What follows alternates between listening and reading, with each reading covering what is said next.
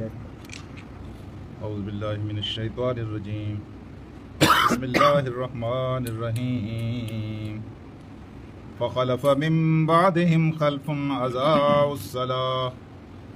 اضاعوا الصلاة واتبعوا الشهوات فسوف يلقون غیا۔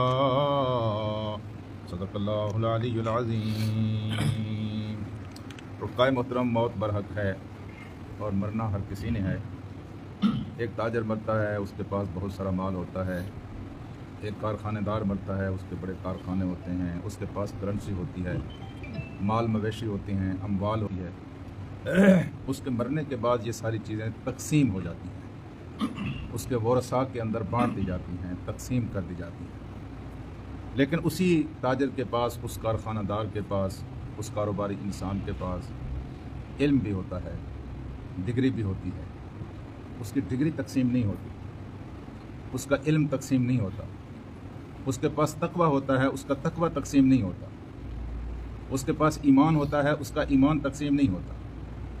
گویا علم، تقوی اور اس طرح کی جو کیفیات ہیں، یہ ایسی چیزیں ہیں جو انسان محنت سے حاصل کرتا ہے۔